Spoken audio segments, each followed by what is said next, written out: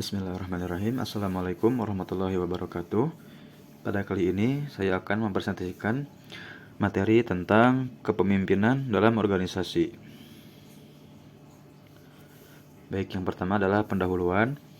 Dalam organisasi, kepemimpinan sangat penting karena organisasi yang memiliki kepemimpinan yang baik akan mudah dalam meletakkan dasar kepercayaan terhadap anggota-anggotanya. Sedangkan organisasi yang tidak memiliki kepemimpinan yang baik akan sulit untuk mendapatkan kepercayaan dari para anggotanya. Organisasi tersebut akan kacau dan tujuan organisasinya tidak akan tercapai. Kemudian B, pengertian kepemimpinan. Untuk sekadar memahami pengertian kepemimpinan, kita akan kemukakan 3 definisi. Yang pertama adalah proses di mana seorang individu mempengaruhi sekelompok individu untuk mencapai tujuan. Nah, kemudian nomor 2, pengaruh interpersonal yang menyebabkan sekelompok orang melakukan apa yang dikehendaki oleh pemimpin atau manajer untuk dilakukan. Dan nomor 3 adalah hubungan interpersonal di mana orang lain melakukan perintah karena mereka ingin, bukan karena terpaksa. Mungkin ini bagian dari respect juga ya, ketika diberikan perintah, kemudian anggotanya menghargai, dan mereka melakukannya karena keinginan, bukan sebuah keterpaksaan. Kemudian berikutnya adalah C, unsur-unsur kepemimpinan. Dari 3 definisi tersebut, yang tadi, ada 2 unsur esensial yang perlu digarisbawahi, yang terdapat dalam konsep kepemimpinan, yaitu pengaruh dan hubungan interpersonal. Kemampuan mempengaruhi dan menjalin hubungan interpersonal dalam kelompok atau tim yang dipimpinnya sangat menentukan kesuksesan pemimpin. Baik, nomor 1 yaitu pengertian dan cara mempengaruhi. Pengaruh adalah kemampuan melakukan persuasi, meyakinkan motivasi, menginspirasi, dan secara bijak menggunakan wewenangnya untuk mempengaruhi orang lain dengan cara yang positif. Pengaruh merupakan komponen esensial kepemimpinan dan diperlukan untuk menjual gagasannya. Kemudian berikutnya adalah ketika usaha mempengaruhi pemimpin membuahkan komitmen, dia memperoleh sejumlah manfaat, yaitu yang pertama, tidak banyak kebutuhan untuk memantau kemajuan terhadap tujuan atau melawan penolakan. Kemudian yang nomor 2, ada usaha yang lebih besar secara berkelanjutan yang amat penting ketika tugas yang dilakukan kompleks atau sulit dan membutuhkan usaha yang lebih konsentrasi dalam jangka waktu yang panjang. Kemudian berikutnya, orang yang komitmen akan mendukung tujuan pemimpin dan cenderung lebih efisien, kreatif, dan fokus terhadap tujuan bersama. Dan yang nomor 4 yaitu hubungan kerja yang meningkat.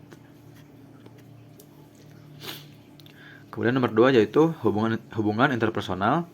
Belajar cara mengembangkan dan menjaga jalinan hubungan yang baik dapat menguntungkan karir serta kehidupan pribadi kita dibandingkan hal lain yang kita capai. Pemimpin yang mapan dan efektif secara intuitif memahami unsur-unsur esensial hubungan yang sehat.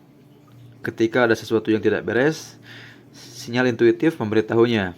Setidak-tidaknya ada 3 unsur esensial antara pemimpin dan pengikutnya. Yang pertama adalah kepercayaan, yang kedua adalah saling menghargai atau menghormati, yang ketiga yaitu komunikasi. Nah, kepercayaan ini mungkin salah satu contohnya yaitu ketika karyawan bekerja di shift malam, atasan itu biasanya non shift dari jam 8 sampai jam 5, mereka mempercayakan pekerjaannya untuk shift malam dan mereka tidak memantau, mereka hanya melihat laporan di pagi hari. Jadi pemimpin ini mempercayakan pekerjaannya kepada karyawan meskipun pemimpinnya sedang tidak memantau atau sedang di rumah. Kemudian berikutnya adalah D, yaitu tugas pemimpin, menetapkan sebuah misi yang memberi inspirasi. Banyak organisasi kita yang sekarang mempunyai misi panutan yang terutama eksis di ruang dewan, direksi, dan di brosur-brosur perusahaan. Ini tidak akan berhasil. Misi harus bergema dan harus sangat jelas bagi semua orang agar menjadi penuntun organisasi.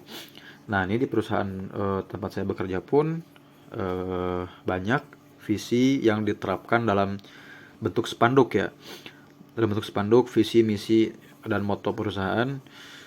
Namun itu tidak cukup. Ketika ada briefing atau meeting, ini harus dibahas kembali dengan tujuan mengingatkan para karyawan agar tidak lupa dan menjadi penuntun atau tujuan bagi organisasi atau perusahaan. Kemudian yang kedua adalah mengejar laba setelah misi.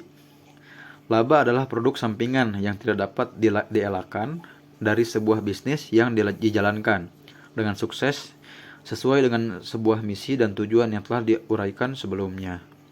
Nah, ini tidak bisa dielakkan ya dari laba ini. Ini pasti dikejar setelah menentukan sebuah visi misi sebelumnya. Kemudian nomor 3 adalah memastikan bahwa kompensasi berlangsung adil. Kelebihan memberi kompensasi segera memberi isyarat bahwa orang-orang ini cenderung mementingkan diri sendiri. Keputusannya untuk menghemat sumber daya perusahaan atau mengendalikan biaya-biaya tidak membawa pengaruh yang nyata. Mungkin ketika kompensasi diberikan secara jor-joran atau secara besar, terkadang orang mementingkan diri sendiri dan tidak melihat atau memberikan pengaruh yang nyata terhadap perusahaan. Tapi ketika berlangsung adil, semuanya diberikan secara merata, ini mungkin akan sedikit menghemat sumber daya. Dan ketika kita diberikan kompensasi, sebagian dari anggota organisasi itu akan merasakan kasih sayang atau perhatian dari perusahaan atau dari manajemen. Kemudian nomor 4 yaitu menghilangkan demotivator dan rintangan. Fungsi seorang pemimpin bukan untuk memotivasi pegawai. Fungsi seorang pemimpin adalah mengidentifikasi apa yang menurunkan motivasi pegawai dan menghilangkan hal itu. Ya, ini bukan motivator ya, pemimpin itu, tapi mengidentifikasi apa yang menurunkan motivasi pegawai dan menghilangkan hal itu, seperti rasa malas, apa yang menyebabkan malas. Dalam contohnya mungkin ketika suatu saat dari pengalaman saya ada teman-teman yang merasa malas ketika bekerja, ketika ditanya kenapa, karena memiliki hutang karena bermain pinjol. Kemudian di masa beberapa hari kemudian perusahaan mengadakan spanduk atau banner yang menjelaskan bahaya dari judi online agar tidak merembet rasa malas itu, agar tidak merembet ke anggota yang lain, dan memberikan masukan untuk berhenti bermain judi online. Ini salah satu cara untuk untuk mengidentifikasi hal yang menurunkan motivasi pegawai dan berusaha untuk menghilangkan hal itu. Kemudian nomor 5 yaitu menjadi pelayan bagi semua pengikutnya. Ia secara terus-menerus berusaha untuk membantu semua pegawai menjadi lebih puas, baik dalam pekerjaan maupun sebagai individu. Ketika ada permasalahan yang mengganggu pekerjaan, maka sebagai pemimpin akan berusaha untuk mengurangi bahkan mengeliminasi hal tersebut, baik pun sebagai individu. Seperti contoh yang tadi, ketika ada masalah problem pribadi atau apapun itu, bisa berusaha untuk membantu para anggota organisasi. Kemudian yang berikutnya adalah menunjukkan komitmen terhadap pembelajaran dan keadilan. Ketika pegawai merasa bahwa mereka berada dalam situasi di mana mereka sedang mengembangkan keterampilan mereka dan yakin bahwa mereka akan diberikan penghargaan yang wajar, mereka juga berkomitmen pada misi perusahaan. Energi-energi yang kuat akan dilepaskan. Nah, contohnya ketika saya bekerja dan teman-teman saya itu mencapai target pengiriman 1 juta meter, kemudian perusahaan memberikan bonus. Nah, ketika kita berkembang dalam pengetahuan, dalam skill kita seperti mengolah mesin, menjalankan mesin, bagaimana supaya tidak banyak kegagalan, maka perusahaan akan memberikan kompensasi atau bonus. Ini pun menjadi timbal balik kepada kita, kita harus berusaha bekerja dengan baik. Ini salah satu energi-energi yang kuat, yaitu memperbaiki, mengembangkan pengetahuan kita dalam melaksanakan pekerjaan. Kemudian berikutnya adalah E, yaitu peranan kepemimpinan. Yang nomor 1 adalah pemikir sistem. Para pemimpin di dalam organisasi harus membantu orang melihat gambar besar dengan kecenderungan dan kekuatan yang mendasarinya. Berikut adalah beberapa unsur yang diperlukan.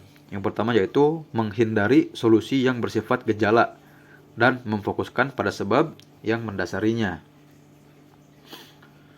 Nah, kemudian nomor berikutnya melihat proses bukan sekadar foto atau potret. Kemudian berikutnya yaitu berfokus pada wilayah daya dongkrak tinggi. Kemudian melihat agar antar hubungan bukan sekedar hal-hal yang terpisah. Dan berikutnya melihat bahwa Anda dan penyebab masalah Anda merupakan bagian dari satu sistem. Nah, ini contoh seperti menghindari solusi yang bersifat gejala, memfokuskan pada sebab yang mendasarinya. Jadi ketika gejala ada masalah ini, menghindari solusi yang bersifat gejala. Oh, ini menjadi bla bla bla bla ABC, tapi fokuskan sebabnya mengapa ini bisa terjadi. Jadi mencari tahu alasan sebab terjadinya suatu masalah, kemudian mencoba untuk menyelesaikannya. Kemudian nomor 2 yaitu pelaku perubahan. Semua pemimpin harus mengembangkan pemahaman tentang dan tingkat kompetensi yang tinggi dalam menciptakan dan mengelola perubahan agar organisasi tetap bertahan. Nah, kemudian nomor 3 yaitu inovator dan pengambil resiko. Pemimpin harus bersedia mengambil resiko, tidak hanya harus kreatif, mereka juga harus mendorong dan menghargai kreativitas di sekeliling mereka dan terbuka terhadap aneka perspektif yang amat penting untuk menghasilkan pilihan. Nah, ini seperti halnya ketika anak buah atau bawahan memberikan suatu masukan terhadap apa yang mereka ketahui atau perspektif mereka ketika ada kendala atau masukan sebuah standar, ini mungkin harus didengarkan karena bisa saja membantu untuk menghasilkan pilihan. Kemudian nomor 4 yaitu pelayan dan pengurus. Kepemimpinan menekankan pelayanan yang meningkat terhadap orang atau pihak lain. Sebuah pendekatan holistik terhadap pekerjaan, perasaan, satu komunitas dan kekuasaan, pengambilan keputusan bersama. Kemudian nomor 5 yaitu nomor 4, pelayan dan pengurus. Beberapa hal yang menjadi ciri pemimpin yang melayani, yaitu yang pertama menyimak sungguh-sungguh orang lain yang dikatakan maupun tidak. Nah, ini kita bisa menyimak orang lain yang dikatakan maupun tidak dikatakan. Contohnya ketika seorang karyawan merasa tidak nyaman atau terlihat seperti banyak masalah, kemudian pemimpin bisa mengajak konsultasi. Ada apa sebenarnya yang membuat mereka itu tidak nyaman, atau ada masalah apa, atau ada halangan apa yang menyebabkan itu terjadi. Karena tidak semua anggota itu mau mengatakan, karena mereka cenderung mungkin malu atau banyak hal, mereka hanya diam. Tapi ketika mereka tidak nyaman, maka akan terlihat dari perilaku mereka. Kemudian yang kedua yaitu empati atau para pekerja perlu diterima dan diakui semangat khusus dan uniknya. Yang ketiga yaitu menyembuhkan luka emosional. Luka emosional ini mungkin pernah terjadi ketika ada permasalahan bersama rekan kerja atau bersama pihak lain. Itu kita bisa membantu menyembuhkan luka mereka, seperti menyemangati, seperti hal contohnya ya menyemangati, kemudian apa yang harus dikerjakan atau menghibur mereka, bagian dari menyembuhkan luka emosional mereka. Kemudian berikutnya menyadari kebutuhan orang lain dan kebutuhan dirinya sendiri. Dan nomor 5, kemampuan untuk melihat ke depan hasil dari suatu situasi dan akibat yang mungkin dari sebuah keputusan di masa yang akan datang. Nah, ketika menghadapi suatu masalah, itu akan dilakukan berupa briefing. Nah, ketika suatu keputusan diambil, maka kita harus bisa melihat hal apa yang kemungkinan akan terjadi jika keputusan tersebut diambil. Misalkan ada pilihan A, B, C, D, kita memilih keputusan A, maka kita pun harus bisa melihat jika kita mau mengambil keputusan ini, maka apa yang akan terjadi di masa yang akan mendatang. Kita harus bisa melihat atau memperkirakan hal tersebut. Kemudian nomor 5 yaitu koordinator polikronik. Pemimpin harus mampu mengkoordinasikan banyak hal pada waktu yang bersamaan, yaitu polikronik. Mereka harus bekerja secara kolaboratif dengan banyak pihak, orang atau bagian lain. Nah, ini ketika saya bekerja di R&D, kebetulan saya tidak memiliki kepala atau atasan, saya bekerja sendiri.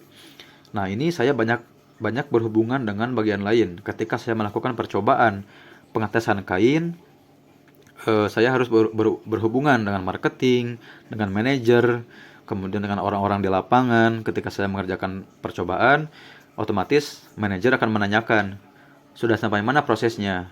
Kemudian marketing bertanya hal yang sama, sudah sampai mana? Kemudian saya ingin melihat hasil setiap mesin, karena saya menggunakan 10 mesin, percobaan tersebut melewati 10 mesin, dan mereka akan bertanya, sudah sampai mana? Kemudian saya ingin lihat hasil satu persatu. Kemudian saya pun harus berkoordinasi dengan orang-orang di lapangan yang mengerjakan ketika saya menitipkan barang saya, ketika terlalu banyak pekerjaan, saya menitipkan pekerjaan itu ke pihak lapangan dan saya harus berkoordinasi dengan mereka tentang pekerjaan yang saya kerjakan. Kemudian berikutnya nomor 6 yaitu pembangun visi dan visioner. Pemimpin harus merumuskan visi bersama dengan karyawan yang lain, yaitu jenis dunia yang akan datang yang diinginkan oleh organisasi. Para pemimpin seharusnya berusaha yang pertama memadukan visi ekstrinsik dan intrinsik. Kemudian nomor 2, mengkomunikasikan visi mereka sendiri dan meminta dukungan dari bawahannya.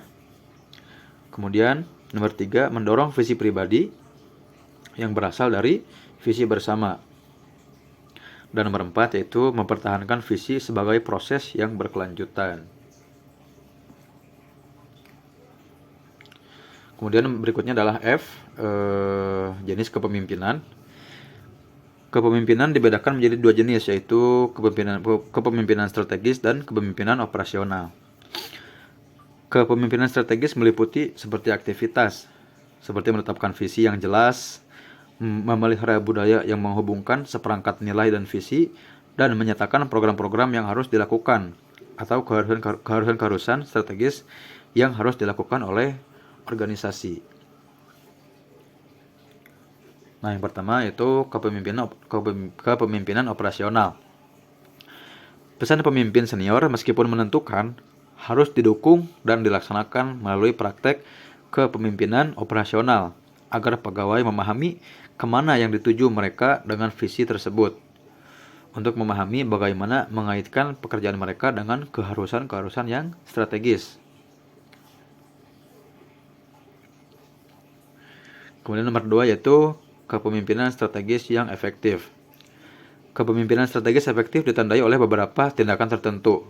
Tindakan itu ialah yang pertama menentukan arah strategis.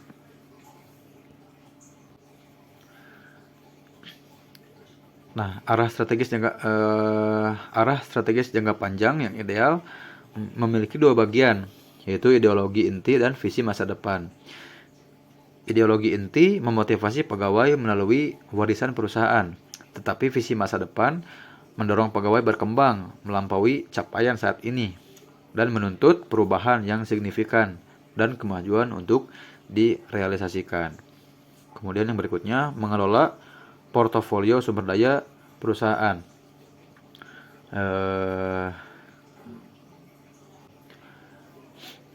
Nah, mungkin merupakan tugas kepemimpinan strategis yang paling penting di mana sumber daya perusahaan bisa dikategorikan menjadi modal, finansial, manusia, sosial, dan organisasi, meliputi budaya organisasi. Yang paling penting, pemimpin strategis yang efektif mengelola portofolio sumber daya perusahaan dengan mengorganisasinya menjadi kapabilitas, menata perusahaan untuk memfasilitasi dengan menggunakan kapabilitas itu, dan memilih strategi yang dengan kapabilitas itu bisa sukses mendongkrak penciptaan nilai bagi pelanggan. Kemudian berikutnya itu memelihara budaya organisasi yang efektif dan menekankan praktik etis. Kemudian berikutnya yaitu membangun kontrol organisasi yang seimbang. Tindakan-tindakan tersebut berinteraksi atau berhubungan satu sama lain. Nah, berikutnya adalah G, primal leadership atau kepemimpinan berdasarkan kecerdasan emosi. Ada banyak sekali riset yang menyatakan bahwa dalam jangka panjang, kecerdasan emosi atau EQ akan merupakan penentu yang lebih akurat mengenai keberhasilan dalam komunikasi, dalam hubungan-hubungan yang ada dalam kepemimpinan, daripada kecerdasan mental atau IQ. Baik, yang pertama yaitu adalah kesadaran diri, kecerdasan diri, emosi, kemudian berikutnya penilaian diri yang akurat, dan nomor 3 yaitu kepercayaan diri. Nah, kemudian yang nomor 2 yaitu adalah pengelolaan diri. Yang pertama adalah pengendalian diri. Pemimpin yang memiliki kendali emosi akan menemukan cara-cara untuk mengelola emosi mereka yang sedang terganggu dan dorongan-dorongan diri, bahkan menyalurkannya dengan cara-cara yang bermanfaat. Ciri kendali diri adalah pemimpin yang tetap tenang dan berpikiran jernih di bawah tekanan tinggi atau selama suatu krisis, atau seseorang yang tidak tergoyahkan bahkan ketika dihadapkan pada situasi yang menguji ketahanannya. Kemudian berikutnya B yaitu transparansi. Pemimpin yang transparan menghidupi nilai-nilai mereka. Transparansi suatu keterbukaan yang otentik kepada orang lain tentang perasaan, keyakinan, dan tindakan seorang, memungkinkan integritas. Dan berikutnya yaitu kemampuan menyesuaikan diri. Pemimpin yang bisa menyesuaikan diri bisa menghadapi berbagai tuntutan tanpa kehilangan fokus atau energi mereka. Tetap nyaman dengan situasi-situasi mendua yang tidak terhindarkan di dalam kehidupan organisasi. Pemimpin ini fleksibel dalam menyesuaikan diri dengan tantangan baru, cekatan dalam menyesuaikan diri dengan perubahan yang cepat, dan berpikiran gesit ketika menghadapi data atau realita yang baru. Kemudian berikutnya adalah inisiatif. Nah, ini pemimpin yang memiliki kepekaan akan keberhasilan bahwa mereka memiliki apa yang diperlukan untuk mengendalikan nasib mereka sendiri, unggul di dalam inisiatif. Mereka menangkap kesempatan atau menciptakannya dan bukan cuma menunggu. Nah, ini inisiatif ini keluar dari antusias dari diri sendiri atau pemikiran yang inisiatif. Kemudian yang terakhir adalah optimisme. Seorang pemimpin yang optimis bisa tetap bertahan di tengah kepungan, melihat kesempatan bukan ancaman di dalam kesulitan. Pemimpin ini melihat orang lain secara positif, mengharapkan apa yang terbaik dari mereka, dan pandangan mereka yang bersifat gelas setengah penuh, membuat mereka mengharapkan bahwa perubahan-perubahan di masa depan adalah demi sesuatu yang lebih baik. Kemudian yang ketiga yaitu adalah kesadaran sosial. Yang pertama adalah empati. Pemimpin yang memiliki empati mampu mendengarkan berbagai tanda emosi, membiarkan diri merasakan emosi yang dirasakan, tetapi tidak dikatakan oleh seseorang atau sekelompok. Pemimpin seperti ini mendengarkan dengan cermat dan menangkap sudut pandang orang lain. Empati membuat pemimpin bisa berelasi baik dengan orang-orang dari berbagai latar belakang atau dari budaya yang lain. Kemudian yang berikutnya yaitu kesadaran berorganisasi. Seorang pemimpin yang memiliki kesadaran sosial yang tinggi bisa cerdas secara politis, mampu mendeteksi jaringan kerja sosial yang krusial, dan membaca relasi-relasi yang penting. Pemimpin seperti ini bisa mengerti daya-daya politik yang sedang bekerja di dalam sebuah organisasi. Juga nilai-nilai yang membimbing dan aturan-aturan nonverbal yang beroperasi di antara orang-orangnya. Kemudian berikutnya itu pelayanan. Pemimpin yang memiliki kompetensi yang tinggi menumbuhkan iklim emosi yang membuat orang-orangnya berkontak langsung dengan pelanggan atau klien, akan menjaga relasi di jalan yang benar. Relasi ini mungkin lebih ke kenalan ya, atau teman. Mereka akan menjaga relasi ini untuk tetap baik. Nah, nomor 4 yaitu pengelolaan relasi. Yang pertama adalah inspirasi. Pemimpin yang menginspirasi akan menciptakan resonansi serta menggerakkan orang dengan visi yang menyemangati dan misi bersama. Pemimpin seperti ini menjalankan sendiri apa yang dimintanya dari orang lain dan mampu mengartikulasikan misi bersama dengan cara yang membangkitkan inspirasi untuk mengikutinya. Kemudian berikutnya itu pengaruh. Tanda kekuatan pengaruh pemimpin berkisar dari kecerdasannya dalam menemukan daya tarik yang tepat bagi persetujuan dari orang-orang penting dan jaringan pendukung untuk inisiatif. Kemudian berikutnya yaitu mengembangkan orang lain. Pemimpin yang mahir menemukan kemampuan orang, menunjukkan minat yang murni pada mereka yang dibantunya, memahami tujuan-tujuan serta kelemahan mereka. Pemimpin seperti ini dapat memberikan umpan balik yang membangun pada waktu yang tepat dan adalah mentor atau pembimbing yang alami. Kemudian berikutnya itu pengelolaan konflik. Pemimpin yang pandai mengelola konflik akan mampu mengumpulkan semua pihak, mengerti sudut pandang yang berbeda, dan kemudian menemukan cita-cita bersama yang disepakati. Dan yang nomor terakhir yaitu kerja tim dan kolaborasi.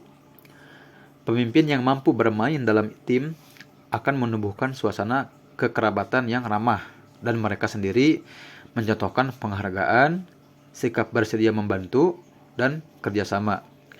Menarik orang-orang ke dalam komitmen yang aktif dan antusias bagi usaha bersama dan membangun semangat serta identitas. Mereka meluangkan waktu untuk menumbuhkan dan mempererat relasi yang akrab, lebih jauh daripada sekadar kewajiban pekerjaan. Seperti halnya sebuah keluarga yang erat ya. Itu yang saya pahami. Ya, cukup sekian presentasi saya. Mohon maaf dari kata yang terbata-bata dan kurang jelas. Terima kasih atas perhatiannya. Wassalamualaikum warahmatullahi wabarakatuh.